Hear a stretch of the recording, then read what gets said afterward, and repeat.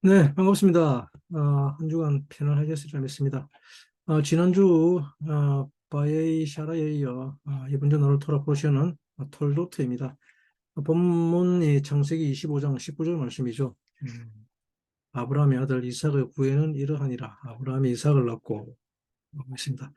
우리 본문 말씀 함께 공유하도록 하겠습니다.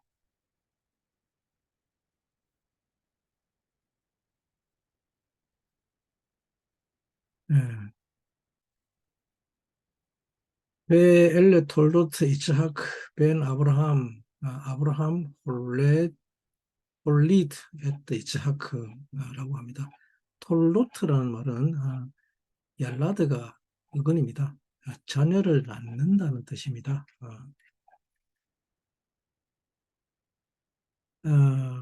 근래에 좀 늦은 비로 온 땅이 갈라지고 호수에 물이 말라 바닥이 드러나고 있습니다. 또 산에 산불도 자주 나고 그러죠. 다행히 며칠 전 또 비가 조금 와서 이제 해갈이 되기는 했습니다만 여전히 물이 부족한 상태입니다. 가뭄으로 땅이 갈라지는 것은 진리가 없는 메마른 상태의 우리의 마음을 나타냅니다. 이때는 하늘로부터 비가 필요합니다. 사람은 하늘로부터 내리는 이 비가 제때 내리지 않으면 그 영과 육이 피폐해져서 결국은 죽고 맙니다. 그리고 우리는 한 주를 기본으로 살아가죠. 한 주는 히브리어로 샤부아라고 합니다. 일곱이라는 뜻입니다. 또 만족한 또는 충만한 기쁨이라는 말입니다. 한 주간 한 주 샤부아는 다름 아닌 하나님의 형상의 집, 그 집에 대한 관점을 다루는 시간입니다. 그 시간을 한 주라고 합니다. 그런데 사람들은 늘 보던 것, 눈에 익숙한 것을 계속해서 하려고 하죠. 여전히 어제 하던 것을 오늘에도 계속 하려고 계속하면서 살아가고 있습니다. 하지만 인생에게 오늘은 새날입니다. 뉴데이입니다. 매일의 하루는 한 주의 첫날입니다. 지난주의 연속이 아닙니다. 그죠? 새날이 밝은 날입니다. 그래서 아침에 눈을 뜨면 호기심으로 하루를 시작해야 하는 것입니다. 오늘은 하나님이 나를 통해 어떤 일을 하려고 하실까? 그리고 오늘은 내가 하나님을 위해 어떤 집을 지을까라고 매주마다 하나님의 형상이 되기를 바라야 하는 것입니다. 하나님의 시간은 어제의 시간에 붙들리지 않기 때문입니다. 우리는 그렇게 어린아이처럼 하루하루 하나님의 형상과 모양을 배워가는 것입니다. 이것이 첫째 날이라고 하며 또 일곱째 날은 만족한 안식하는 날이라고 합니다. 지난주 토라가 하야의 사라였죠. 사라의 삶을 다루었습니다. 이것이 사라의 삶이다. 예, 하이는 라이프, 즉 생명이라는 말이죠. 그런데 온통 죽음 이야기밖에 없었습니다. 사라가 죽고 아브라함은 죽고 그리고 이스마엘도 죽었죠. 그리고 그 사이에 이스라엘 결혼 이야기가 있었습니다. 그리고 이 사라의 죽음을 통해서 톨도트, 계보가 형성됩니다. 톨도트는 계보 또는 족보 또는 라인이라는 말입니다. 이 톨도트는 이삭의 톨도트라는 말입니다. 이삭은 하나님이 아브라함에 약속한 제라, 씨였죠. 이 제라 안에 모든 것이 다 들어가 있었습니다. 족보라는 톨도트는 얄라드가 어근입니다. 얄라드는 낳다는 뜻입니다. 어린아이를, 자녀를 계속 낳는다는 뜻입니다. 그러나 낳는다는 것은 육신을 낳는다는 것을 말하지 않습니다. 시편 7편 14절에 이르기를 악인이 죄인을 낳으며 재앙을 베어 거짓을 낳았도다라고 기록하고 있습니다. 죄를 어떻게 낳나요? 거짓은 어떻게 변하요? 이렇듯이 낳는다는 것은 단순히 육신을 낳는다는 것을 말하지 않습니다. 육으로 난 것은 육이요, 영으로 난 것은 영이니라는 말은, 즉 낳는다는 말은 이 톨도트는 어떤 계보에 속하는가 하는 것이 나의 존재라는 말입니다. 어떤 훈련을 받으려고 하는가가 나의 계보를 결정하게 되는 것입니다. 배우고 훈련 받는다는 것은 다름 아니라 네가 추구하는 것이 무엇이냐라고 묻는 것입니다. 그것이 계보라는 말입니다. 그때 비로소 그 계보를 움직이는 시스템이 움직이기 시작합니다. 아브라함의 아들 이삭의 후예는 이러하니라. 아브라함이 이삭을 낳고, 이삭은 아브라함의 제라였죠. 아브라함의 아들 이삭의 계보라고 하는 것은 최종적으로 이삭을 완성하겠다는 말입니다. 아, 이삭을 웃음이라고 하는 것은 마지막에 이 웃음을 완성하겠다는 뜻입니다. 웃음이란 목적지를 아는 사람이 웃을 수 있기 때문입니다. 톨도트란 이 시 안에 하나님의 형상과 모양이 될 수 있는 모든 것이 다 들어있다는 것입니다. 이 시가 왜 중요한가 하면 이 시, 제라는 에하드의 전형적인 모형이기 때문에 그렇습니다. 이 제라 안에 모든 것이 다 하나가 되어 들어있기 때문입니다. 이것을 에하드, 즉 하나라는 것의 개념입니다. 단순하게 너와 내가 하나다. 아버지와 나는 하나다. 이런 개념을 넘어서는 것입니다. 오늘 여러분들은 이 하나, 에하드의 개념을 새롭게 정립하시기 바랍니다. 그것은 에하드의 개념은 제라로밖에 설명이 안 되기 때문입니다. 노아의 방주 안에 테바 안에 들어간 콜 네페시 하야, 이것이 에하드, 즉 하나님의 하나됨의 아이디어입니다. 만유는 즉 이 콜 네페시 하야를 말하기 때문입니다. 사람들이 가끔 제게 묻습니다. 히브리어 배우기 어렵지 않느냐고. 당연히 어렵죠. 처음 배우는 말인데, 문자인데. 그런데 제가 하나 여러분들에게 여쭤보겠습니다. 여러분들의 사랑하는 아이와 함께 이야기를 할 때, 고급스러운 수사학적 단어나 변정법적으로 고급 어휘를 사용하면서 여러분들의 자녀들과 이야기하나요? 아니면 아이가 알아듣기 쉬운 말로 이야기를 하는지요? 예를 들면 저는 어렸을 때 저희 어머니가 제게 이야기를 들려주실 때 옛날에 우리나라의 건국 신화나 또는 민가에 전해 내려오는 정말로 전설 같은 이야기들을 들려줄 때 하는 말은 다름 아니라 옛날 옛적에였습니다. 우리말로 호랑이 담배 피던 시절이라고 그랬죠. 그렇게 이야기를 시작하였습니다. 그리고 정말 쉬운 말로 되게 들려주던 것들이 지금도 기억이 생생합니다. 그 이야기가 그렇게 재밌었고 지금도 가끔 생각나고 합니다. 이렇듯이 아버지와 아들의 대화는 수사학적이지도 않고 또 박사들이나 사용하는 제대로 알아듣지 못하는 영어의 뜻도 모르는 어려운 말을 사용하지 않습니다. 가장 이해하기 쉬운 구어, 이야기처럼 이야기를 합니다. 성경은 하나님이 당신의 아들들인 우리에게 당신의 이야기를 들려주고 있는 것입니다. 그래서 전혀 어렵지 않습니다. 아이가 이해를 하지 못하면 엄마에게 다시 묻습니다. 아, 그러면 다시 차근차근 알아듣고 이해할 때까지 설명해 주죠. 기다리면서 묻고 답하고 또 질문하고 그러다가 아이가 처음에는 무슨 말인지 이해를 하지 못했습니다만 후에 지각이 자라게 되고 점점 어른이 되어가면서 그 아버지의 말을 어머니가 내게 해주시던 말을 떠올리고 완전히 이해하게 되듯이 어, 토라를 기록한 성경 히브리어는 아버지의 말입니다. 음, 그래서 처음에 조금 시작하기가 어려워서 그렇지 시작하고 나면 매우 쉽습니다. 어, 배우시기 바랍니다. 꼭.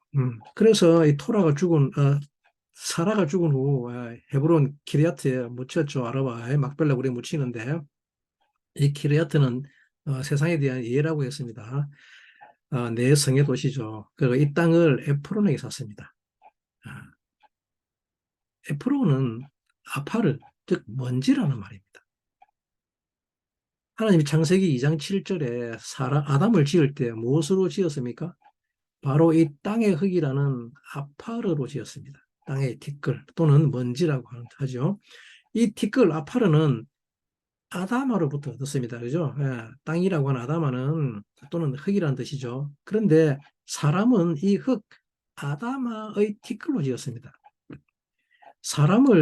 인자를 아담이라고 합니다. 이 아담의 여성형 명사가 다름 아닌 아담아, 땅입니다. 네, 사람은 땅인데 흙을 아담아라고 합니다. 즉 아담아란 여자 사람이라는 말입니다. 그리고 흙이면 땅이라는 뜻이죠. 이 땅은 씨를 뿌리고 심는 곳입니다. 음, 무언가를 자라게 하는 곳이죠. 즉, 이 여자의 속성에서 만든 것이 사람입니다.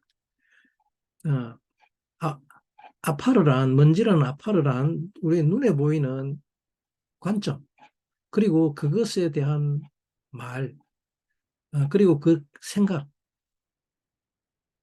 그것이 바로 사람 아담이라는 뜻입니다. 그래서 티끌이라는 아파르는 사라질 것들 또는 헛된 일이라는 뜻이 있습니다. 그리고 이 시, 제라를 나타내게 하는 파워와 영향력을 가지고 있는 것이 사라였다고 했죠. 사라를 만물의 의미라고 하는 이유는 바로 이를 두고 하는 말입니다. 이 사라가 나타나면 하나님께 속한 모든 형태들이 다 드러납니다. 이 하늘, 영의 세계를 이 현상의 세계로 가져오는 힘을 이샤라고 한다 그랬죠. 이샤는 이슈에게 속한 모든 것들을 이 세상으로 가져옵니다. 그래서 사라를 모든 산자의 의미라고 하는 이유입니다. 예, 아브라함은 하나님의 모든 언약을 지니고 있었죠. 그러나 이것을 나타내게 하는 것은 사라입니다. 그래서 통치한다고 하는 거죠. 이 사라를 이시아라고 합니다. 그런데 놀랍게도 사도 바울이 에베소서 5장에서 이 말씀을 하시는데, 에베소서 5장 31절 말씀이죠.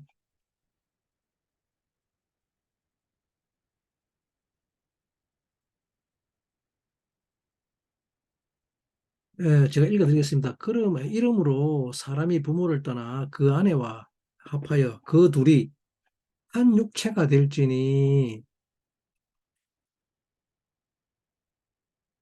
라고 말을 했습니다.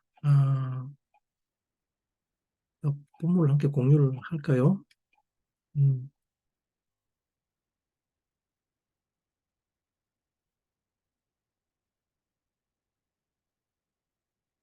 네, 에베소서 5장 31절, 33절 말씀이죠.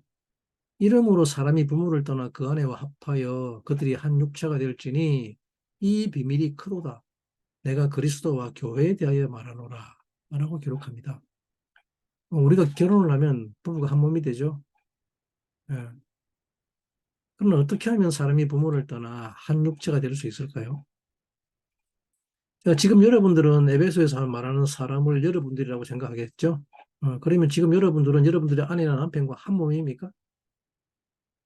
아니죠. 분명히 둘이 따로 있죠.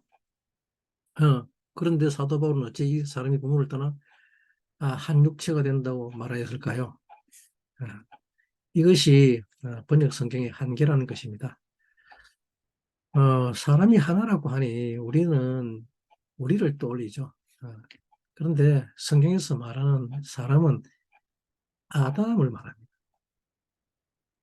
음, 이 아담은 창세기 1장 26절과 27절 그리고 어, 창세기 2장 24절에 하시는 말씀입니다.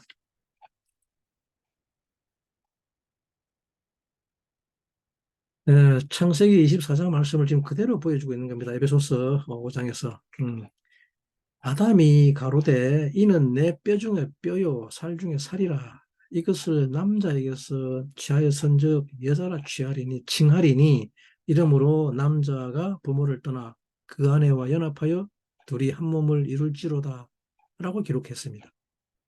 지금 바울은 에베소서 5장에서 창세기 2장 24절 말씀을 그대로 지금 카피하고 있습니다. 그리고 이 여자를 교회라고 이야기하고 있습니다.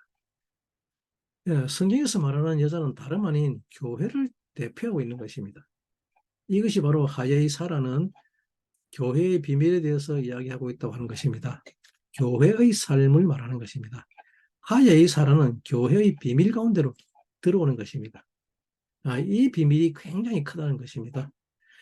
하예의 사라는 성경 최초로 결혼에 대한 이야기를 하고 있죠. 결혼이 무엇인지 상세하게 기록한 것이 하예의 사라밖에 없습니다. 교회의 어떠함은 이 하예의 사라를 통해서 배워야 합니다. 교회, 에클레시아는 그리스도를 잉태한다는 말이에요. 그러면 교회, 이샤는 누구를 낳게 되나요? 바로 그리스도죠. 다른 것을 낳을 수가 없습니다. 이 이샤가 127세를 살았다고 했죠. 100번 코프라고 했습니다. 코프는 바늘구멍, 즉 소망이라고 합니다. 교회에는 이 소망이 있어야 합니다. 그런데 어떤 소망을 말합니까? 이 코프에 대해서 처음 기록한 책이 창세기 1장 9절의 셋째 날입니다.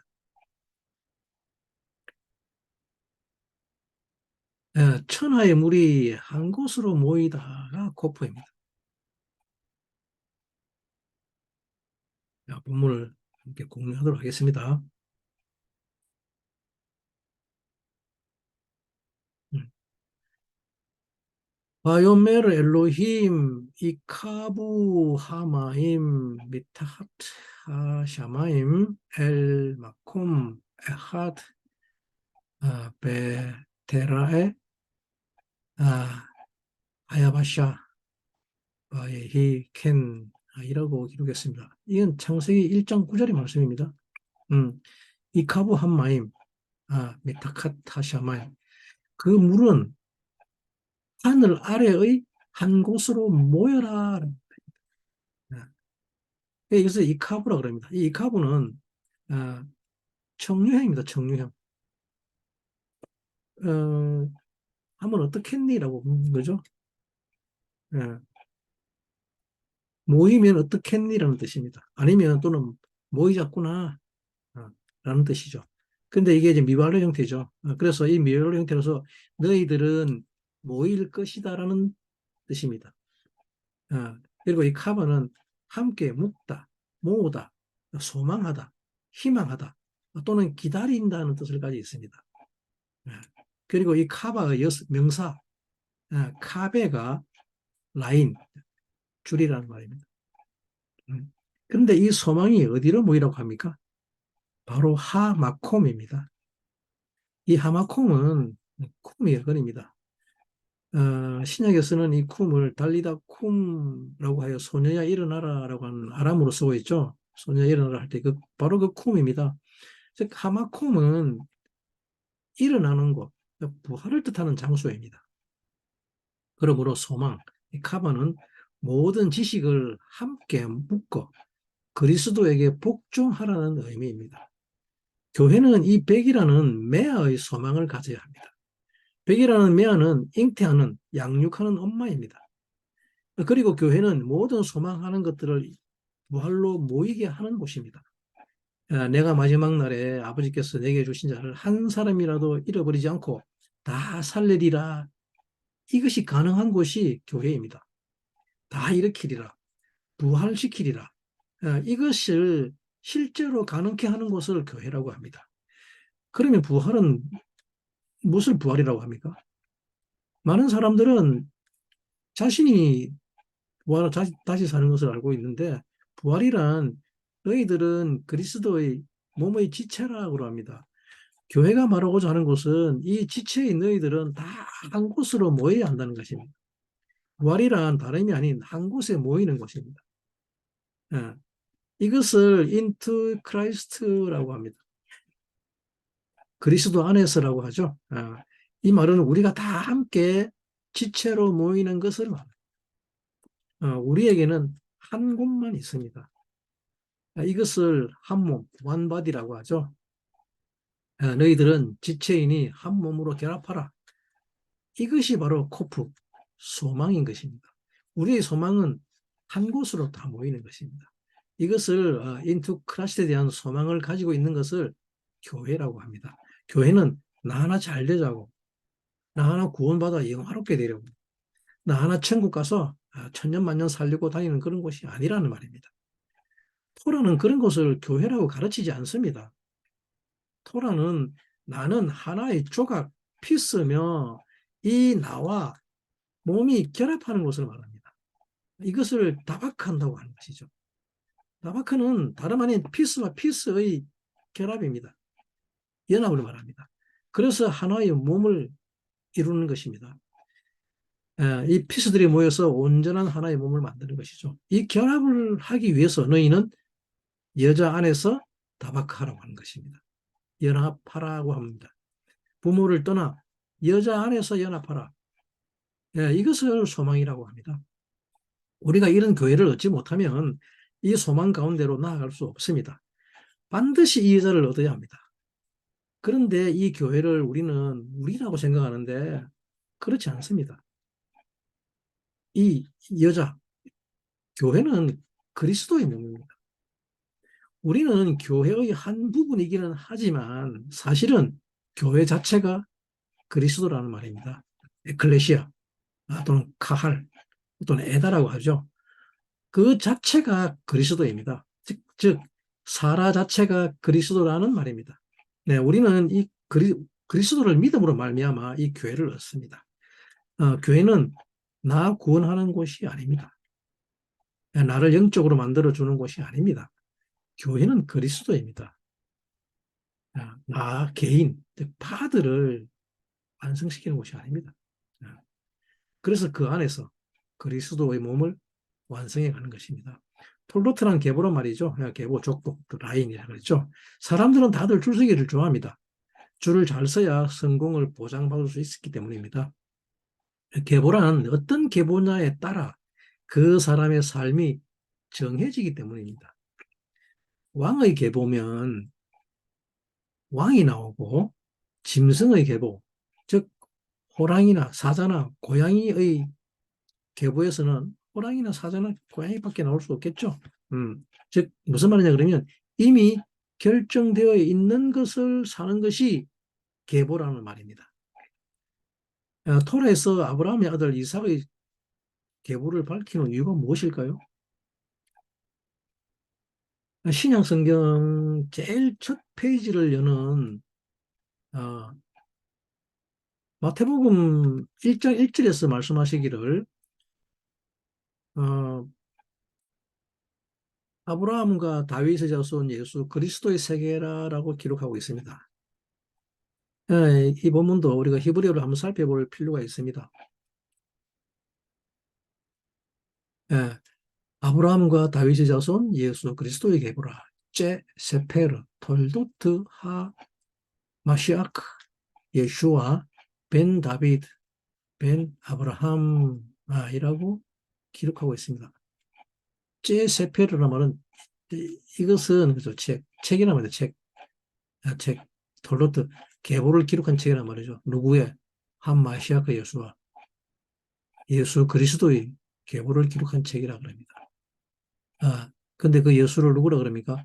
벤 다윗이죠. 다윗의 아들 그리고 아브라함의 아들이라고 말씀하고 있습니다. 왜 이런 기록을 하였을까요? 음. 그것은 예수를 누구의 아들이라고 하는 말인가요? 그 근거를 밝히고 있죠. 오리진을 밝히고 있습니다. 그죠? 아브라함의 아들. 아, 그리고 아브라함과 다윗까지 10세대, 14세대. 그리고 다윗부터 예수까지도 14세대입니다. 왜 하필 14세대일까요? 많은 사람들이 궁금해합니다. 왜 하필 10세대일까요? 그것은 14라는 숫자, 이 숫자는 히브리어 야드를 가리키는 숫자이기 때문입니다. 게마트리이기 때문에 그렇습니다. 야드, 즉 손을 나타내기 때문에 그렇습니다. 야드는 손입니다. 즉 14라는 말은 손을 말하기 위해서 그 숫자를 쓰는 것입니다. 그러나 이 야드는 단순한 손을 말하는 것이 아닙니다. 물론 그냥 기본적인 뜻은 손이 맞습니다. 하지만 그 내면에는 사인, 이 손은 사인입니다. 사인. 다니엘서에서 느부갓네살 왕의 벽에 나타난 손, 사인하는 거죠, 손. 그리고 또 한 부분이라는 말이 있습니다. 그리고 이 손의 야드는 시간의 반복이라는 뜻입니다. 그리고 유지한다는 말이 있습니다. 유지한다. 그리고 이음새라는 뜻이 있습니다. 무언가의 두 개를 계속해서 연결시킨다는 뜻이 있습니다. 그리고 이 손은 무엇보다도 어떤 것을 붙잡는 힘이죠. 그래서 이 이음새를 테니어라고 합니다. 테니어. 이 테니어는 다름 아니라 하나님이 거주하시는 집, 하나님의 집인 성막, 미식간을 지을 때 천과 천을 그 천과 천을 연결하는 그 이음새를 탱이라고 합니다. 하나님의 집은 이 성막을 둘러싼 울타리 안에 있는 모든 휘장들은 이 천과 천이 연결되어 있습니다. 이것을 야드라고 합니다. 왜 성경이 이렇게 예수 그리스도의 계보라고 밝히는가 하면, 즉 계보란 프롬입니다. 프롬, 즉 오리진을 밝히는 것이기 때문입니다. 어, 그 사람은 그가 누구의 계보인가에 따라 그 삶이 정해지기 때문입니다. 놀랍게도 이 세상에는 두 개의 계보밖에 없습니다. 그리스도의 계보인가 아니면 사탄의 계보인가. 사탄의 계보란 다름 아닌 물리적인 세계를 말합니다. 어, 자기가 최고죠. 그리고 자기를 나타내고 실현하는 곳을 말합니다. 그것을 물리적인 세계라 합니다. 이 물리적 세계의 특징은 아시아입니다. 그 일이죠. 어, 그 일, 이 일을 하기 위해서 직업이라는 것을 취하죠. 이를 통해서 자기가 원하는 꿈을 이루고자 합니다. 그래서 하는 캐치프레이즈가 뭡니까? 꿈은 이루어진다죠. 이 캐치플레이와 함께, 그런데 과연 꿈은 이루어지던가요? 이루어질까요? 안 이루어질까요? 이루어지지 않습니다. 단지 이루어지는 것처럼 보일 뿐입니다. 좋은 대학 나오고 또 석박사 학위를 가지고 MBA나 또 닥터가 된다고 하더라도 그것을 과연 꿈이라고 할 수 있을까요? 만약 그런 타이틀, 조건들이 꿈이라면 그 사람은 틀림없이 그 삶의 목표 설정을 다시 해야 할 것입니다. 이런 것들은 목표, 꿈이 될 수 없기 때문입니다. 이런 외적인 것들은 단지 진짜 꿈을 이루기 위한, 즉 진짜 일을 하기 위한 수단일 뿐입니다. 만약에 수단 그 자체가 목적이 되어버리면 잠시 그 자리에 머물렀더라도 잠시만, 아주 잠시만 만족감을 느낄 뿐입니다. 그것도 아주 잠시만. 그러다가 곧 공허함을 느끼게 됩니다. 그리고는 자기의 목표 설정이 잘못됐다는 것을 금방 깨닫게 됩니다. 그리고 우울증과 상실감과 자괴감이 빠지게 되죠. 내가 지금까지 무엇하고 살았지라는 강한 상실감이 인생 후반부를 지배하게 됩니다. 이것이 우울증입니다. 이 물리적인 세상은 사탄의 임의로 할 수 없습니다. 하지도 못합니다.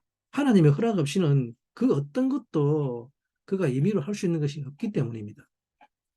잠시 주는 것처럼 속일 수는 있습니다. 하지만 곧바로 원래의 상태대로 돌려놓아야 합니다. 왜냐하면 이 세상은 지 것이 아니기 때문에 그렇습니다. 어, 톨루트 계보란 어떤 삶을 살도록 하는 계보입니다. 창세기 2장 4절에 이르기를 여호와 하나님이 천지를 창조하실 때에 천지의 창조된 대략이 이러하니라라고 기록하고 있습니다.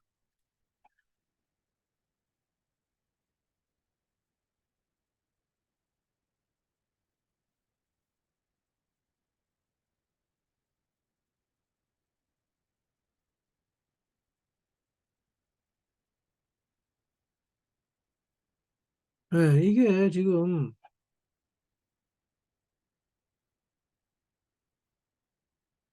제가 히브리어를 읽어드리겠습니다. 엘레 톨도트 하샤마임 베하 아레츠 바 히바레암 베욤 아쇼트 아도나이 엘로힘 에레츠 베 샤마임이라고 기록하고 있습니다.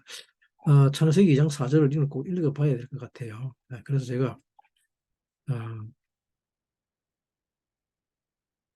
창세기 2장 4절 말씀을 우리 본문을 띄어들어서 함께 우리 읽어보도록 하겠습니다.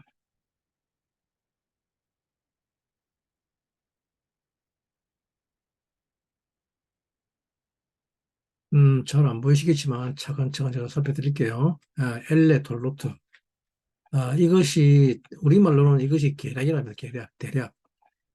이것이 대략이라를 톨루트를 계략이라고 번역했습니다. 아닙니다. 엘레 톨루트 하샤마임 베하 에레츠. 베 히바레암 창조될 때라는 말입니다. 그죠? 니필 동사, 니팔 동사입니다. 베욤 아쇼토 그가 행할 때라. 누가? 여호와께서. 여호와 엘로힘이 그것을 행하는 날에라는 것입니다. 그죠? 에레츠와 뭡니까? 베샤마임. 하늘과 땅을 창조할 때의 족보라는, 계보라는 말입니다, 이게. 그죠? 폴로트라는 말이 처음으로 사용된 구절입니다. 그런데 잘 살펴보시면 처음에 톨롭트 하샤마임 베하 에레츠와 그 다음에 히바라임이죠. 이건 창조될 때 이름입니다. 창조될 때의 대략이랍니다. 그런데 그 다음에 나오시면은 베욤 아소토 그가 행하는 날입니다. 일을. 투두 할 때입니다. 그죠? 투두 할 때는 여호와 알로이면은 뭔가 에레츠 베 샤마입니다. 순서가 바뀌었죠. 히바라임 할 때는 하샤마임 베하 아레츠였습니다. 하늘과 땅입니다. 근데 아쇼토 할 때는 에레츠 베 하샤마임입니다. 왜 이렇게 순서가 바뀌었을까요?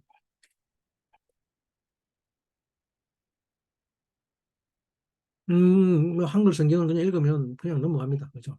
왜 그런지 모릅니다. 그리고 톨로트는 이미 하나님의 창조 계획 안에 포함되었다는 뜻이죠. 그런데 히브리 원문을 살펴보니까 하늘과 땅, 창조할 때의 순서와 아사, 조성할 때의 순서가 다릅니다. 이 순서가 다른 이유는 다른 것이 아니라 만약에 하늘을 먼저 아사하게 되면 그 하늘을 어디에 담아야 할까요? 담을 곳이 없습니다. 바라는 이미지 안에서 바라한다 그랬습니다. 바라합니다. 바라는 이미지 안에서의 바라 창조입니다. 그리고 아사는 보이는 곳의 손으로 하는 도형이죠. 조성한다 그러죠. 음, 하늘, 즉 하나님의 의도와 뜻을 담을 수 있는 그릇을 먼저 만들어야 하기 때문에 그렇습니다. 이것은 우리가 어떤 음식, 요리를 만들지를 먼저 생각을 하죠. 먼저 계획을 한 후에, 그리고 그 음식을 담을 그릇을 준비하죠. 그리고 요리를 한 다음에 그 음식을 그 그릇에 담아내는 것과 같은 이치입니다. 우리가 이 땅에서 무언가를 하기 위해서 회사를 설립하는 것도 마찬가지입니다. 어떤 회사라는 것은 즉 어떤 일을 할 것인가를 안에 포함하고 있죠. 먼저 계획된 것이죠. 그죠? 그리고 그 일을 실행할 수 있는 시스템을 만드는 것. 이것을 회사라고 합니다. 그래서 히바르암이라는 히바람이는 창조할 때입니다. 창조할 때. 그리고 아소토는 야훼가 하늘과 땅을 만들 때의 순서가 다른 이유입니다. 이것을 하늘과 땅의 계보라고 합니다. 무엇이 먼저라는 말입니까? 하늘이 먼저죠. 그죠? 그런데 자세히 이 본문을 살펴보게 되면 그 하늘과 땅을 연결하는 무엇인가가 있습니다. 바로 바버입니다. 에레츠베 샤마임입니다. 이 바버를 갈고리, 연결하는 못이라 그러죠. 음, 그래서 이 계보는 톨로트는 마음과 영을 하나로 붙들어주는 계보를 말하는 것입니다. 톨로트란 다름 아닌 의인을 만드는 노아를 만드는 계보를 말합니다. 근데 여호와가 아샤했다고 하죠. 아샤는 행위를 뜻합니다. 우리가 그렇게 싫어하는 행위예요. 근데 의도를 가지고 어떤 행위를 뜻하는 단어가 원래는 아샤입니다. 아무 의도 없이 하는 것을 아샤라고 하지 않습니다. 그러나 무엇을 하는지 모르고 하는 것을 율법이라고 하죠. 어, 무엇 하는지 모르고 하는 것을 하는 아샤, 그를 율법이라고 합니다. 아샤는 무엇을 조성하다, 쌓아 올리다는 뜻입니다. 근데 이 뭔 말이냐면 영의 뜻이 아닌 육신의 것에 국한된 것을 쌓아 올리는 행위를 말하는 거죠. 이것을 율법 행위라고 합니다. 아브라함의 아들 이삭의 톨도트란 즉 갈 바를 아는 계보입니다.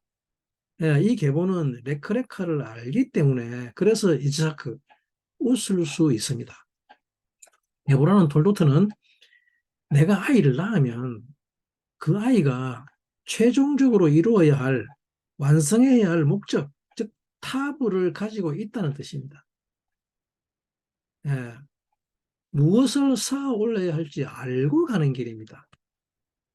즉 교회는 무엇을 말하는가 하면 이 이츠하크의 씨를 받는 것을 말합니다. 그 씨를 받아서 이 땅에 하나님의 존재하게 하는 것. 그것이 바로 교회의 역할입니다. 사라의 20년, 카프죠. 편손. 이것을 적용이라고 하는데 무엇을 적용하는가 하면 바로 이것을 적용합니다. 톨루트를 적용하는 겁니다. 씨를 받아 잉태하고 낳아서 기르고 자라게 하는 것. 이것을 더블이라고 하죠. 카프는 두 개의 십입니다. 하늘의 요도와 땅의 요도입니다. 주는 손과 받는 손입니다. 하늘의 것을 받아서 잉태하는 손을 땅의 손이라고 하죠. 하늘의 뜻으로 땅의 일에 적용하는 것을 말합니다. 사람들은 사실 전부 이 손바닥으로 어떤 일을 하죠. 무언가를 만들고 또 그것을 적용하고 또 악수도 하고 보듬기도 하고 예, 다 손으로 합니다. 어, 이곳이 교회입니다. 교회는 다름 아니라 하나님을 싹 틔우고 나타나게 하는 곳입니다. 누군가가 그리스도를 영접하면 하나님께서 이 씨를 주십니다. 이것이 바로 결혼의 비밀이죠. 결혼은 이성의 정욕으로 때가 되어 나이가 들어서 하는 것이 아닙니다. 결혼은 반드시 이샤가 되어야 할 수 있는 것입니다.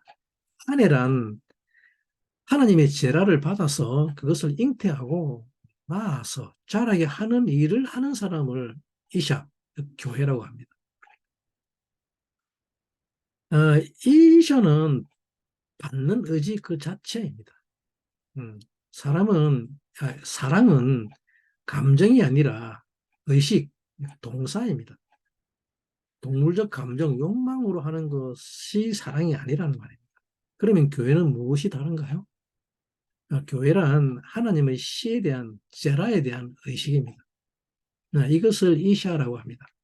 그러면 이시가 나타납니다. 하나님이 이시를 보낼 수밖에 없습니다. 남편이라는 이시는 그 하나님의 씨를 가졌기 때문입니다. 내가 하나님의 제라를 가졌다는 생각을 하는 남자에게 하나님은 이샤를 보내줍니다. 이것이 하예살에서 말하고 있는 것입니다. 교회는 이 제라, 그리스도를 받아서 키우고 양육하는 일을 해야 하는 것입니다. 그리고 7은 7, 빛이죠. 자인. 근데 어떤 빛이냐 그러면 이 적용을 마치고 돌아가는 빛입니다. 후로 오제르입니다. 첫째 날부터 일곱째 날까지를 이루는 말입니다. 온전히 이루었다는 것이죠. 이 톨도트 계보의 제일 위에 있는 존재를 왕이라고 합니다. 멜렉이라고 하죠. 이 왕은 자기의 계보에서 그 다음에 존재하는 모든 자들의 삶을 결정합니다. 왕이란 다름 아니라 멜렉의 단어는 진리를 가르치고 훈련하게 하여 삶에 적용하게 하는 자를 왕이라고 하기 때문에 그렇습니다. 이 왕의 계보를 가르치는 것을 예수 그리스도의 톨도트 계보라고 합니다. 우리를 다 뭐라 그럽니까? 왕 같은 제사장이라고 하는 이유입니다. 교회 안에는 이 진리가 있어야 합니다. 세상 직업, 지위, 부, 그게 뭐 어떻다고.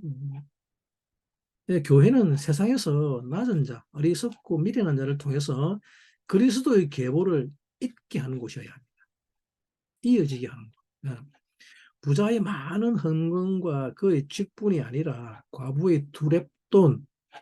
두렙돈은 로마 시대에서 가장 작은 동전 두 개입니다.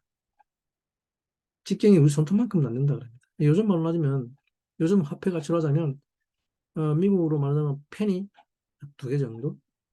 우리나라 돈으로 하자면 요즘은 사용하지 않죠. 야, 이런 짜리 동전 2개 정도일 겁니다.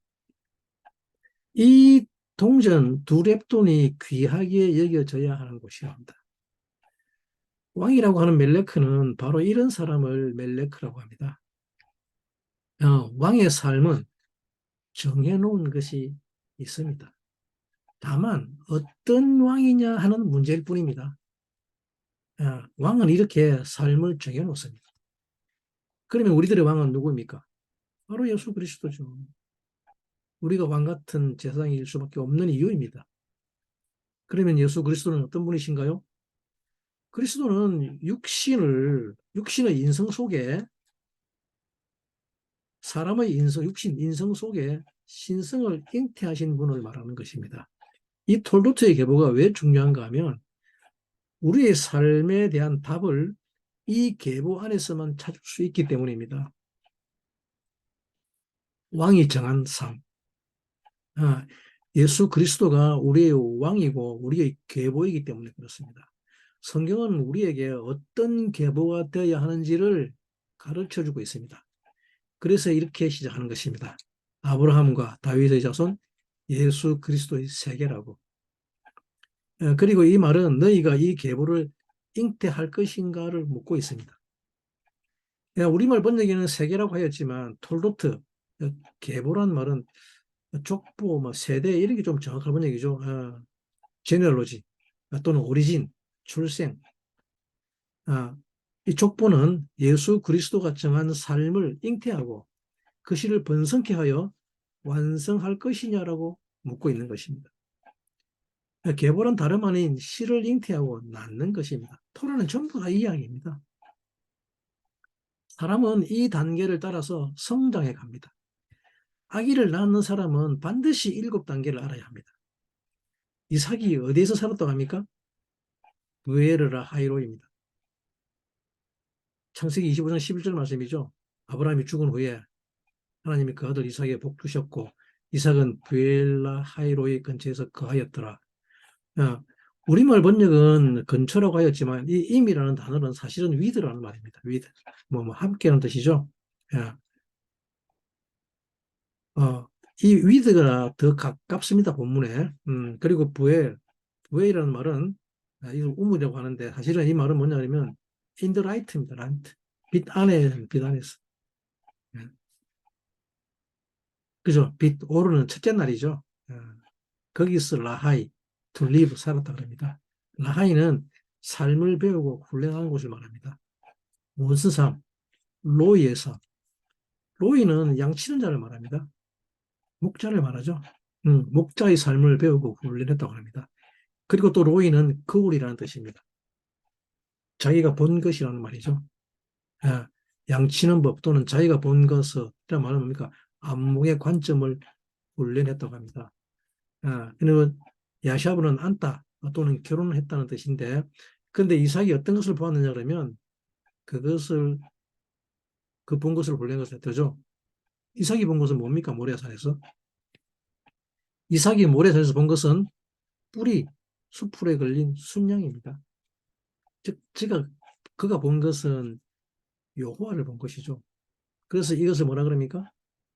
야외 여호와 이레라고 그러죠. 여호와가 준비하리라. 그 산에서 옷을, 더맨을, 부활을 준비하리라. 이삭은 이것을 보았다 그럽니다. 그래서 그는 그 본 것을 훈련합니다. 우리가 어떤 훈련을 받으려면 과정, 단계를 알고 있어야 합니다. 인내는 연단은 소망을 낳는다고 하였습니다. 그런데 인내하는 방법이 무엇인가 하면 사람이 인내를 잘 하지 못하는 이유는 뭐냐 그러면 그것은 과정을 모르기 때문에 그렇습니다. 예.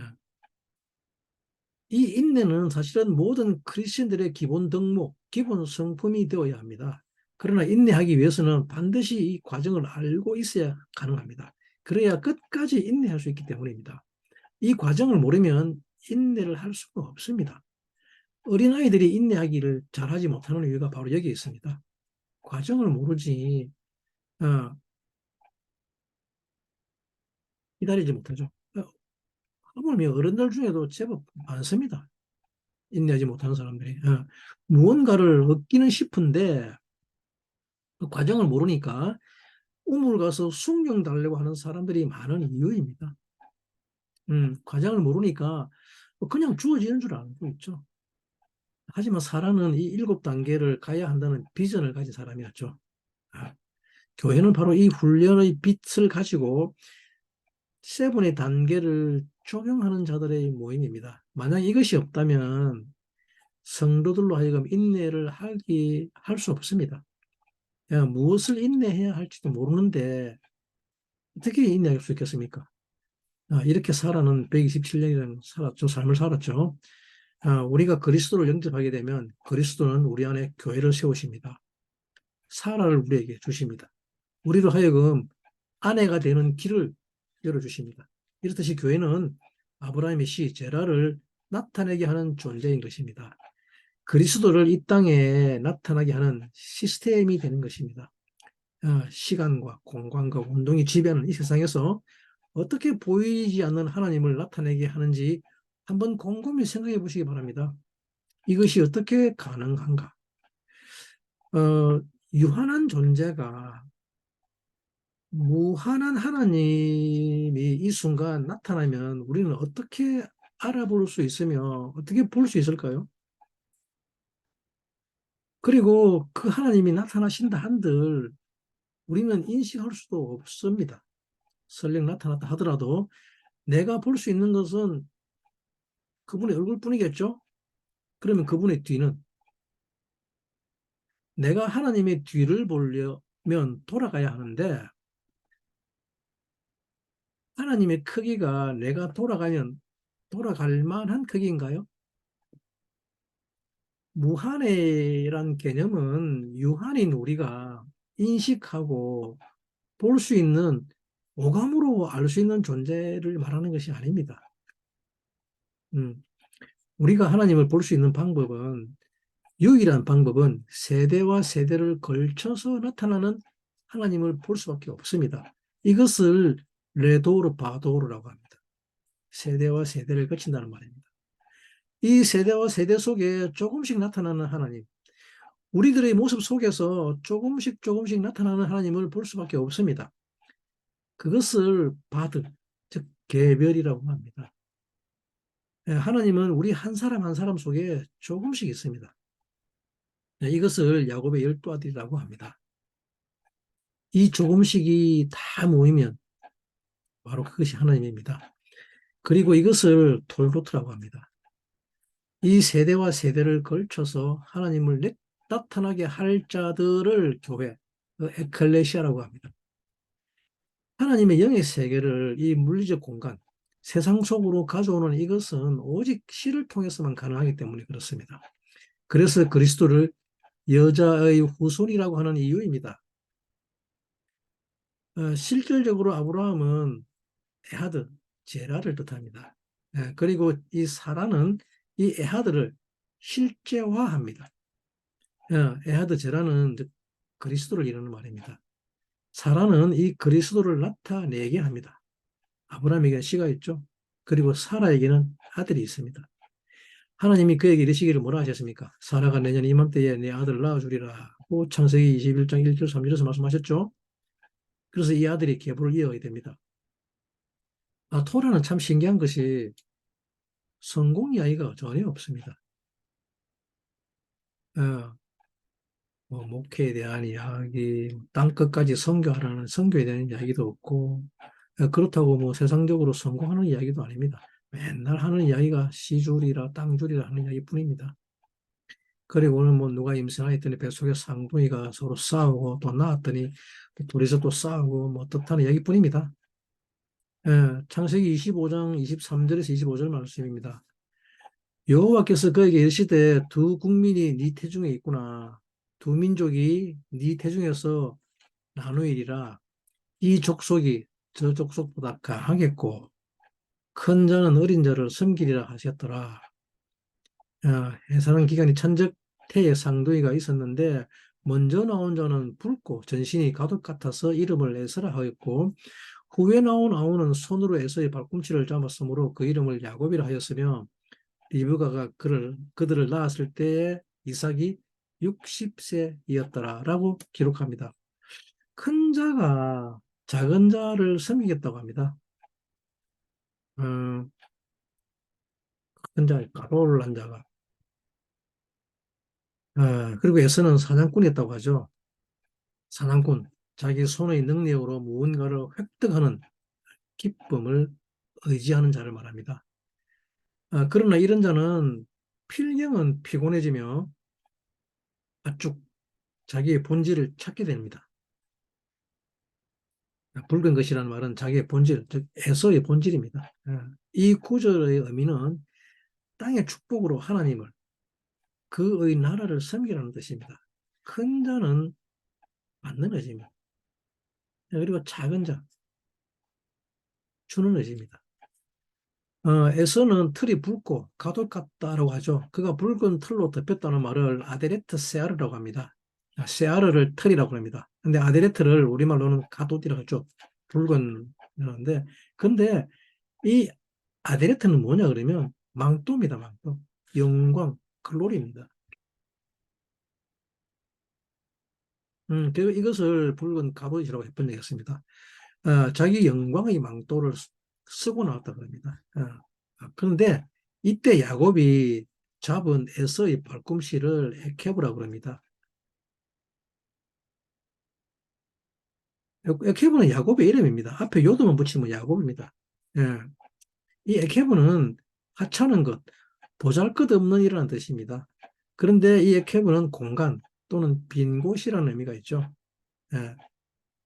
그러면 야곱이란 말은 이 빈 공간, 빈 곳에 대한 관점이 야곱이 붙잡은 것입니다. 예. 야곱은 출생부터가 물질적인 것하고는 아무 상관없는 영의 세계를 붙잡았다고 합니다. 이것이 야곱입니다. He will hold Akeb입니다.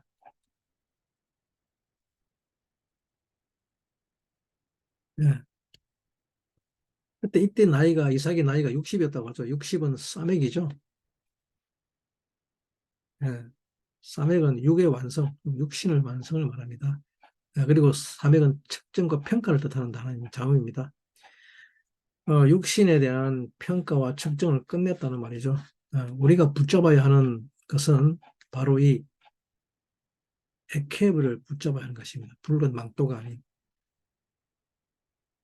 아무튼 뭐 이런 물질적인 곳, 세상 사는 사람들은 재미없어 하는 이야기만 잔뜩 기록되어 있는 것이 토라입니다. 토라는 다름 아닌 톨도트의 원리를 가르치고 있는데 무슨 이야기를 하는가 하면 삶을 잉태하라 이 말입니다. 그리고 그것을 완성하라는 이야기입니다.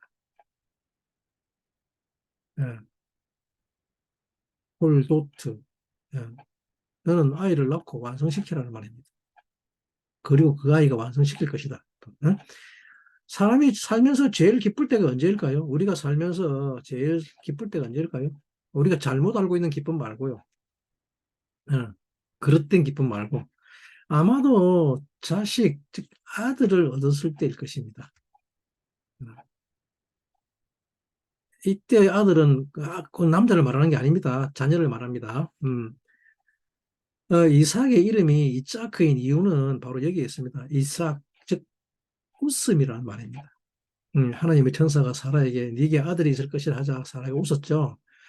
기둥대에 숨어서 그도 그럴 것이 여자 나이 80이 넘어 경도가 그치고 또 이미 한 80이 넘은 할머니에게 아들을 낳게 될 것이라고 하니 어찌 웃음이 안 나오겠습니까? 그렇죠. 그렇지만 한편으로는 얼마나 기쁘겠습니까? 그죠. 이것은 지난 바이라 잠깐 다뤘죠. 다늙은 할머니가 100세 된 다 돼간 남편, 할아버지에게 아들을 낳아줄 수 있겠다니 그 마음이 얼마나 기쁘겠습니까? 그죠? 어, 이보다 더한 기쁨이 아마 없을 것입니다. 그래서 웃었습니다. 그리고 이삭이 리브가를 취하였는데 그 리브가 뜻이 번성하곤 하는 것을 소망하는 여자라 그랬죠. 사라가 낸 씨를 번성케 하는 것이 소망이라는 여자입니다. 리브가. 그리고 또 이 리프가는 족쇄를 채우다, 묶다는 뜻이 있습니다. 이 이삭 안에서 하나님의 모든 것이 들어있죠. 그것은 이삭은 최초의 씨앗이기 때문에 그렇습니다. 씨앗 안에 모든 것이 다 묶여 있습니다. 그 이 씨 안에 모든 것이 담겨 있습니다. 그래서 만물이 그로부터 나오고 그로 말미암고 그에게로 돌아간다고 요한 사도는 말하고 있습니다. 하나님이 아담에게 주신 축복이 생육하고 번성하라입니다. 창세기에서 생육하고 번성하라는 말은 뭡니까? 열매를 준다는 말이죠. 열매를 맺는다는 말은 씨를 준다는 말입니다. 과육은 그 씨를 발하게 하는 것이죠. 네. 그리고 그 다음 축복이 번성이랍니다. 이 최초의 씨를 가지고 번성시키게 하는 것입니다. 리프카는 라브를 소망하다. 예, 많은 것을 소망하다는 뜻입니다. 그래서 이 최초의 씨 안에 모든 것이 다 들어있기 때문에 이 모든 것들이 조금씩 조금씩 나타나야 합니다. 이때 나타나는 씨는 단 하나도 똑같은 것이 없습니다. 왜 그런가 하니 하나님은 당신을 멀티플 시켰죠. n분의 1 하셨기 때문입니다. 이것을 번성케 하려면 누가 필요하냐면 지금 이삭도 씨이기 때문에 그에게도 역시 이삭이 필요하죠. 우리가 생각하는 하나님의 능력, 올마이티하다 그러죠. 마이티한 능력, 뭐그 대단하게 만드는 것은 아닙니다. 우리는 뭔가를 이렇게 해주시는 분인 줄 알고 있습니다만, 하지만 하나님이 하시는 일은 다박하는 일입니다. 그거 말고 없습니다. 어, 그냥 이씨와 이샤의 일입니다. 결혼하는 일밖에 없습니다. 어, 줄여서는 거죠. 그런데 주님은 우리에게 왜 이런 계보를 가르치냐면 이 계보는 두 가지 계보밖에 없는데 하나는 사탄의 계보며 또 하나는 그리스도의 계보이기 때문입니다. 사탄의 계보는 알다시피 사탄이 왕이죠. 어, 사탄은 이 왕은 자기 밑에 모든 사람들의 삶을 결정하죠. 우리에게 어떤 삶을 부여합니까? 죄를 잉태하게 하죠. 어, 죄란 다름 아닌 전부 다 나를 위한 삶을 잉태하는 것을 말하죠. 어, 근데 토라의 가르침은 매우 간단합니다. 나를 위해 살지 말라. 어, 이게 전부입니다. 근데 사탄은 이 나를 위한 것을 잉태하라고 가르치고 있는 것입니다. 그러면 이 삶은 전부 다 나를 위한 삶이 되는 것이죠. 그리고 이 나를 위한 삶을 살기 위해 택하는 것을 직업이라고 합니다. 수단입니다. 좋은 직업이란 다름 아닌 이 세상의 성공 스토리를 말한 것이죠. 사탄의 세계에서 이것이 주 목적이 나에게 있기 때문입니다. 자기 욕망의 실현입니다. 어, 그런데 여러분들이 한 가지 물어보겠습니다. 도대체 이 나라는 것의 정체가 무엇입니까? 우리는 도대체 무엇을 나라고 부릅니까? 사람의 삶의 마지막인 장례식의 끝은 화장해서 태운 수고를 모아서 단지에 담든가 물이나 강에서 뿌리는 거죠. 그거는 끝입니다. 뭐가 남습니까? 야식입니다. 다만 함께 했던 시간의 기억만 우리에게 남아있는 자에게 기억되어 있을 뿐이죠. 육신을 화장하는 순간 우리의 육과 혼은 영과 혼은 육을 떠나버립니다. 그래서 성경은 우리의 육신을 이 옷에다 비교합니다. 이 육신은 다름 아닌 그냥 입다가 낡으면 태워서 버리는 낡은 옷과 같다는 것입니다. 그런데 이것을 위해서 실현한다고 하다니 무엇을 위해서요? 나싱을 위해서. 그래서 주님은 우리들어 예수 그리스도 옷 입으라라고 말씀하시는 것입니다. 우리가 입어야 할 옷은 그리스도의 옷밖에 없습니다. 잘생긴 사람과 결혼하면 그 잘생긴 것이 삶에 어떤 적용이 되나요? 전혀 아닙니다. 그의 잘생김은 그 안에 영이 있기 때문에 잘생긴 것이지 영이 없는 잘생김은 아무짝에도 쓸모없습니다. 그냥 껍데기일 뿐입니다. 그런데 우리는 이 껍데기가 진짜인 줄 알고 살아가죠. 사탄은 이렇듯이 우리에게 육신의 계보를 이야기합니다. 성경이 영의 토라를 이야기하는 이유는 사람은 영이 진짜라는 것을 가르치기 위함입니다. 육신 안에 들어있는 영이 진짜 삶의 주체라는 것을 가르치는 것이 바로 토라입니다. 하지만 사탄은 이 육신이 진짜라고 하여 좋은 직업과 성공과 또 꿈을 이루라고 가르칩니다. 자기를 완성하고 꿈을 이루는 것을 최고의 선으로 여기게 합니다. 꿈은 이루어진다. 결코 안 이루어집니다. 예전에는 저도 몰랐습니다. 몰랐는데 이제는 확실히 압니다. 우리의 삶은 이미 정해진 것이 펼쳐질 뿐인 것을, 이미 정해져 있는 것이 폴더를 펴면 나타나듯이 그냥 펼쳐질 뿐입니다. 이것이 제라, 시의 비밀이 바로 이것입니다. 제라 안에는 이미 모든 것이 완료 형태로 결정되어 있기 때문입니다. 그냥 땅에 심으면 뿌리 내리고 자라고 번성합니다. 어떤 것이 결정되어 있는 것이, 우리말 속담에도 있죠. 콩 심은데 콩 나고 팥 심은데 팥 난다고. 콩 심어놓고 팥 나기를 기다리는 사람은 없을 것입니다. 그리고 제가 어느 날 깨달았죠. 꿈은 이루어진다라는 문구 안에 있는 별, 그 안에 쓰여, 그 안에 쓰여진 글자가 한자라는 것을, 그것을 확실하게 보았습니다. 꿈은 안 이루어진다. 그리고 서로 꿈이 이루어졌다 한들 뭐가 남습니까? 한 줌 재밖에 더 있나요? 그래서 지혜자인 솔로몬이 하는 말이 뭡니까? 헛되고 헛되고 헛되더라는 말을 무려 7번이나 반복하고 있습니다. 같은 말을 7번이나 반복한다는 말은 확실이라는 말입니다. 음. 그나마 강이나 산에 뿌리면 흩어져 버리면 끝나버리는 것이 우리의 육신입니다. 그러면 무엇이 진짜인가요? 바로 영이죠. 사람이 이 사탄의 계부에 있으면 가족을 돌보지 않게 됩니다. 아니, 가족이라는 개념 자체가 개념을 지워버리게 됩니다. 왜냐하면 가족이 아니라 자기 실현이 주 목적이기 때문에. 어, 너를 위해 내가 돈 벌어 이 고생하는데 무슨 소리 하느냐고 하지만 결국은 자기 자신의 성공과 실현이 목적입니다. 음. 특히 요즘 젊은 새내기 아내들이 왜 아기 낳지 않으려고 합니까? 아니면 또 낳았다 하더라도 키우기 싫어할까요? 친정 부모나 시부모에게다 양육을 맡기죠. 아니면 아예 어릴 때부터 돌봄에게 맡겨버리죠. 애 키우는 것이 힘들다고 합니다. 사회에 나가 직장 다니며 돈 버는 것이 훨씬 더 재밌고 쉽다고 합니다. 왜? 생기발랄한 자기를 실현할 수 있기 때문에 그렇죠. 되고 싶은 자기를 위해서는 아무리 힘이 들도 견디냅니다. 하지만 애는 낳고 키워봤자 고생만 할 뿐이라는 생각이 지배하기 때문이죠. 자식 낳는 이유가 뭔지 모른다는 이야기입니다. 그나마 결혼을 하는 젊은이들이 그렇다는 것입니다. 근데 예수 그리스도의 계보는 신의 성품을 잉태하러 갑니다. 계보라는 말은 어, 씨를 보는 것이니까요. 자손을 잇게 하는 것이 계보라는 말입니다.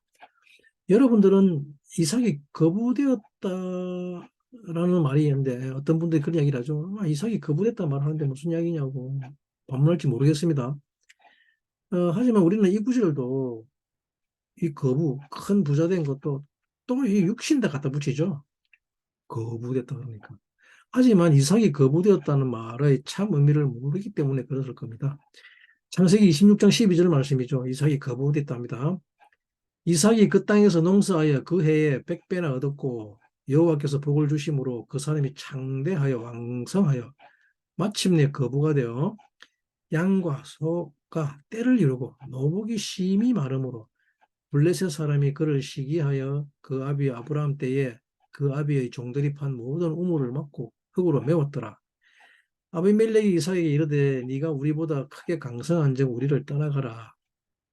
그냥 이삭이 그곳을 떠나 그릴 골짜기에 장막을 치고 거기 우거하여 그 아비 아브라함 때 팠던 우물들을 다시 팠으니 이는 아브라함 죽은 후에 블레셋 사람들이 그 우물들을 메웠음이라. 이삭이 그 우물들의 이름을 그 아비의 부르던 이름을 불렀더라.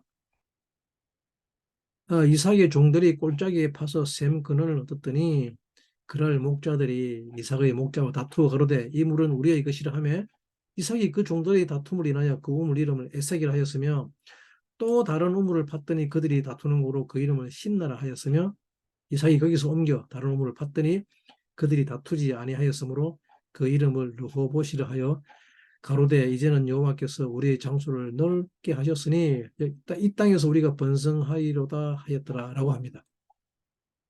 본문이 좀 길었죠.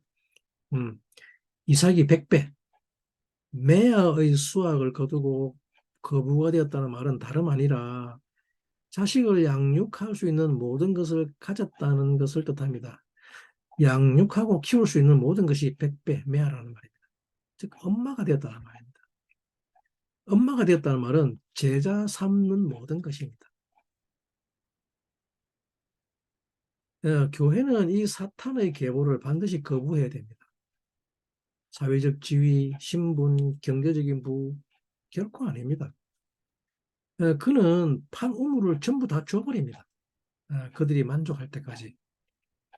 에색이라는 말은 다투다는 뜻입니다. 그리고 신나는 사탄의 어근입니다. 대항하다는 뜻입니다. 그러나 로봇은 확장하다, 넓게 자라다, 크게 되다, 번성하다는 뜻입니다. 그래서 그 우물의 이름을 뭡니까? 부엘셰바, 만족의 우물이라고 부르는 것이죠. 요한복음 1장 16절 말씀입니다. 우리가 다 그의 충만한 데서 받으니 은혜 위에 은혜로라 라고 요한 사도가 기록하였습니다. 충만한 데서라는 말을 매합니다. 매야, 100배로부터 받은 것을 말합니다. 결국 누가 마지막에 웃을 수 있는가를 결정하는 것은 어디에서 받을 것인가를 말입니다. 우리의 은혜는 충만한 100배의 수확으로부터 받아서 흘러 넘쳐야 할 것입니다. 사냥꾼인 에서처럼 자기의 영광, 붉은 망토를 위해서 하는 자는 결국 곤비하게 됩니다. 그리고는 삶의 본질을 깨닫게 되고 팥죽을 먹고는 장자권, 즉 삶의 우선순위를 야곱에게 돌려줍니다. 드디어 육신의 영광이 자기의 영광이 우선이 아니라 영이 우선이라는 진리를 깨닫게 됩니다. 우리의 육신은 하나님의 영광과 모양입니다. 죄를 지을 수 없는 존재입니다. 그러나 죄를 짓는 나는 내 욕구대로 살려고 하기 때문입니다. 나의 영광의 망토를 쓰려고 하기 때문에 죄를 짓습니다. 교회는 예수 믿고 구원받는 것에 머무르는 것이 아니라 그리스도에 대한 진리를 가르치기 위할 것입니다. 이것이 하나님의 아들들의 마땅함입니다. 교회의 진리는 나를 위해 살지 않는 것입니다. 사람은 육신의 껍데기를 벗어버리면 성품만 남습니다. 제발 이것을 이해하기 바랍니다. 이 성품을 토브, 선이라고 합니다. 이 계보의 맨 끝에 누가 나옵니까? 바로 그리스도입니다. 예, 우리의 마지막에는 그리스도가 남는 것입니다. 모든 사람들의 진정한 결혼은 하나님 나라에서 한다고 합니다. 계시록 21장 말씀이죠. 그래서 하나님 나라를 결혼잔치라고 하는 것입니다. 우리는 반드시 같은 계보 안에 머물러야 할 것입니다. 왜 초대교회로 돌아가자고 말하는 것일까요? 초대교회는 전부 노예들과 종들이었습니다. 이들은 세상에서 가장 천하고 낮은 자들이었습니다. 그러면 지금 초대교회로 돌아가자고 하는 말은 무슨 뜻인가요? 무엇을 위해서? 믿음. 어떤 믿음? 우리는 이 둘을 잘 구별하지 못합니다.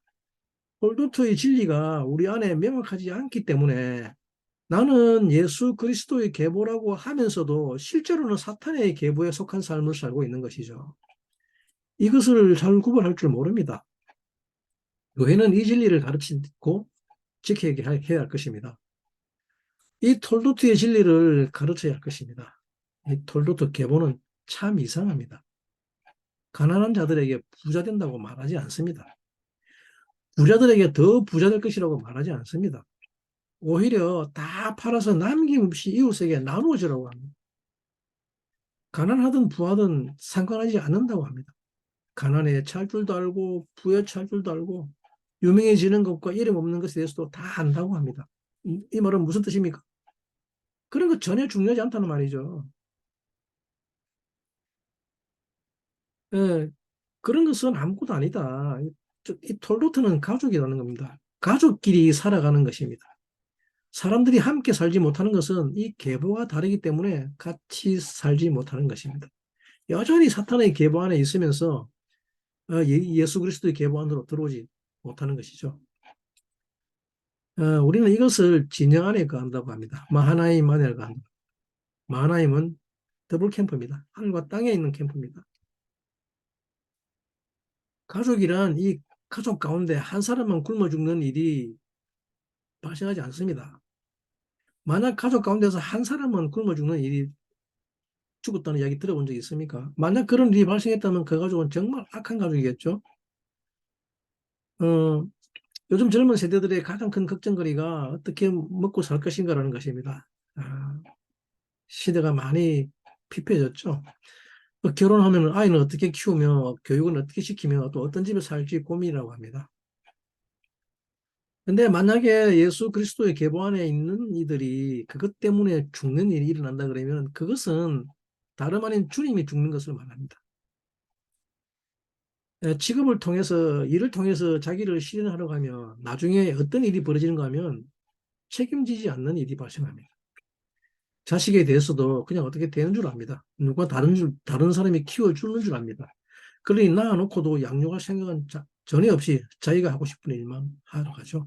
게임 하러 가고, 애는 집에 혼자서 남아 밥은 고사하고 물을 못 마셔가지고 나중에 죽는 일이 발생하는 거죠.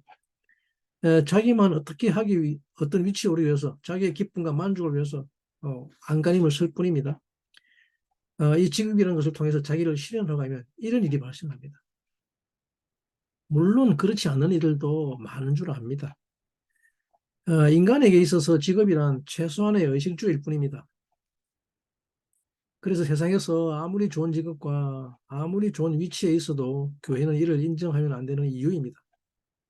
오히려 이런 자들을 긍휼과 동정심의 마음으로 바라보아야 합니다. 왜냐하면 지금까지 이 사람들은 자기를 실현하기 위해서 어떤 계보 아래에 있었다는 이야기입니까? 사탄의 계보에 있었다는 말이죠. 예, 거기서 온전히 나오게 되기를 진심으로 바라보아야 하는 것입니다. 만약에 교회가 이것을 인정하고 또 그것에 따라 교회를 운영하게 되면 교회는 그 순간부터 즉시 계보가 바뀌어 버립니다. 이런 교회는 주님의 촛대를 옮길 수밖에 없습니다. 허다한 사람들이 자기를 높이기 위해서 살다가 나락으로 떨어지면 특히 사바다 이런 분들 중에서 다시 올라가기 위해 몸부림치는데 이 경고는 주님이 보내는 절대로 거기로 다시 올라가지 말라는 경고입니다. 사바시던 분들 중 믿음 좋다고 하는 분들 대부분 이런 경우가 많죠. 아니면 정말 믿음이 좋든지 그죠. 그런데 그 좋아진 믿음으로 바꾸어진 이전의 세계로 다시 올라가려고 합니다. 이전의 계보로 사탄의 계보로 다시 돌아가려고 몸부림칩니다. 하지만 사실 우리에게 무슨 돈이 그렇게 많이 필요합니까? 이것이 톨도트의 비밀입니다. 이 계보가 가지는 힘입니다. 음부란 다름 아닌 하나님의 톨루트를 거부하는 것을 음부라고 합니다. 사탄은 우리를 이 계보를 잊지 못하도록 음행하게 합니다. 음부는 나을 생각이 없는 곳을 말합니다. 자기 자신이 삶밖에 모르는 곳입니다. 그래서 묻는 것이라고는 전부 자기 자신의 기쁨과 행복을 위해서 묻습니다. 하나님을 낳을 생각은 1도 없습니다. 물질의 세계에서 모든 것들은 자기 자신의 삶을 살기에 필요할 뿐입니다. 이 음부의 이름이 의미심장한 것은 바울의 히브리 이름이 사울이었습니다. 사울이 교회를 이길 수 없었던 이유가 바로 여기에 있었던 것입니다. 음부의 세계가 결코 이기지 못하리라. 네, 결론입니다. 창세기 26장 1절에서 3절 말씀입니다. 제가 읽어드리겠습니다. 아브라함 때에 첫 흉년이 들더니 그 땅에 또 흉년이 들며 이삭이 그랄로 가서 블레셋 왕 아비멜렉에 이르렀더니 여호와께서 이삭에게 나타나 가라사대 애굽으로 내려가지 말고 내가 네게 지시하는 땅으로 가라. 이 땅에 유하면 내가 너와 함께 있어 네게 복을 주고 내가 이 모든 땅을 너와 내 자손에게 주리라. 내가 네 아비 아브라함에게 맹세한 것을 이루어 네 자손을 하늘의 별과 같이 번성케 하며 이 모든 땅을 네 자손에게 주리니 네 자손으로 인하여 천하 만민이 복을 받으리라. 야훼께서 이삭에게 애굽으로 내려가지 말라는 말씀은 애굽, 즉 감각적인 삶, 자기 자신을 위한 열매를 바라보는 것입니다. 센시티브한 삶을 버리고 욕망의 노예로 살지 말라는 뜻입니다. 이것은 행복이 아니며 즐거움이 아니다라는 것입니다. 진정한 즐거움과 기쁨은 이자하는 것입니다. 갈라디아서 6장 7절 8절에서 바울 사도가 말씀하시죠. 스스로 속이지 말라. 하나님은 만홀의 여김을 받지 아니하시나니 사람이 무엇으로 심든지 그대로 거두리라. 자기의 육체를 위하여 심는 자는 육체로부터 썩어진 것을 거두고 성령을 위하여 심는 자는 성령으로부터 영생을 거두리라. 우리가 선을 행하되 낙심하지 말지니 피곤하지 아니하면 때가 이름에 거두리라. 그러므로 우리는 기회 있는 대로 모든 이에게 착한 일을 하되 더욱 믿음의 가정들에게 할지니라 라고 기록합니다. 주님은 이 교회를 세우셨습니다. 사라가 127년을 살면서 헤브론의 막벨라 굴에 묻힘으로써 오직 그리스도를 적용하면서 아브라함이 씨를 받아 그것을 나타내려 하는 삶을 살았습니다. 창세기 26장 8절 말씀입니다. 이삭이 거기 오래 거하였더니 이삭이 그 안에 리브가를 껴안은 것을 블레셋 왕 아비멜렉이 창으로 내다본지라. 그 땅에 오래 거주하였더니라는 말은 기쁨이 항상 상주했다는 말입니다. 그죠? 이삭이 거주했다는 말입니다. 웃음이 항상 상주했다는 말입니다. 예, 항상 그렇다는 말입니다. 무엇이 항상 그렇다는 말입니까? 이삭이 그 안에 리브가를 껴안은 것을 본지라. 이삭이 리브가를 껴안았다고 우리말은 번역하였는데 이 이삭이 껴안은 것은 이자크 메짜 에크입니다. 엣 리브가 이시토 그 안에 리브가를. 근데 이 단어는 뭐냐 그러면 이삭했다는 말입니다. 이삭이 리브가를 이삭했다는 뜻입니다. 이 말은 뭐냐 그러면 우리는 깨어났다 그러는데 이삭이 리브가를 웃게 하다, 기쁘게 했다는 말이에요. 어, 이것이 부부의 비밀입니다. 생명을 주는 사랑은 상대의 어떠함과는 전혀 무관합니다. 어, 그래서 껴안습니다. 그 웃게 합니다. 이것을 교회와 그리스도의 비밀이라고 합니다. 이 계보 자체가 사랑이기 때문에 그렇습니다. 우리를 이 계보 안으로 들어오도록 가르치는 것이 톨도트입니다. 이 자크를 낳아라. 기쁨을 낳아라. 그러면 100배의 결실이 있을 것이다. 이것이 주님의 가르침입니다. 오직 주기 위해 심을 때 기쁨으로 단을 거둘 수 있을 것입니다. 우리 삶의 마지막에 남는 것은 성품입니다. 성품만 남습니다. 이 성품을 영이라고 하며 그리스도라고 합니다. 사람의 삶은 나를 실현하기 위해 살았느냐 아니면 그리스도를 실현했느냐 둘 중에 하나밖에 없습니다. 그리고 이제 이 톨도트에서 바예제로 나아갑니다. 바예제. 그리고 그가 나왔다 합니다. 이 말은 이 톨도트 맨날 시 이야기만 하다가 이제 그 시를 받아서 잉태하는 이야기입니다. 그죠? 그리고 이제 바예제에서는 드디어 그가 나오는 것입니다. 우리가 이 세상에 존재하는 이유는 이 몸을 이 땅에 실현하는 곳에 있는 것이 아니라 몸을 실현하는 곳은 없습니다. 그리고 절대 몸을 실현하면 또 안 됩니다. 짐승과 샥하면 안 됩니다. 욕망과 함께 놓으면 그 욕망이 드러나니까 절대 짐승과 샥하면 안 됩니다. 사실 실현할 수도 없습니다. 몸은 사라지기 없기 때문에. 토라에서는 우리 몸을 칼리라고 합니다. 칼리, 그릇이라는 말입니다. 그릇. 칼리는 무엇인가를 담기 위해 존재하죠. 톨로트는 이것을 명확하게 이야기합니다. 이 칼리에서 신부라는 칼라가 파생했습니다. 즉 신부는 다름 아닌 그릇이라는 말입니다. 그래서 이 신부는 없어지고 나중에 아내가 되죠. 그런데 아내가 되고 나서도 계속해서 신부로 살려고 하는 사람들이 있습니다. 결혼하고 나서도 계속해서 신부로 남아있으려고 하는 사람들을 악하다고 합니다. 결혼한 후에도 자기하고만 놀아달라고 하는 응석 부리는 투정 부리는 신부는 너희는 너희가 하나님의 전인 것을 모르느냐 알지 못하느냐라고 고린도전서 3장 16절 17절에서 바울 사도가 말씀하신 것처럼 우리는 하나님을 담는 그릇 카라입니다. 그리고 이 신부는 사라져야 합니다. 신부라는 말은 그 속에 그리스도를 담는다는 말이죠. 그리스도의 성품을 담아라. The one new man을 담아라. 그러면 너는 이샤가 될 것이다. 이시토가 될 것이다. 그죠? 이것이 신랑을 기다리는 열 처녀의 이야기입니다. 그런데 이 성품도 어떤 왕인가에 따라 달라지죠. 내 계보에 있는 왕에 따라 나의 성품도 그 왕을 닮아갑니다. 즉 누구의 선이냐가 나를 결정하게 됩니다. 그런데 우리의 고통은 그 선을 내 육신에 담는 것입니다. 이것이 우리의 고통입니다. 하나님을 어떻게 내 안에 담을 수 있나?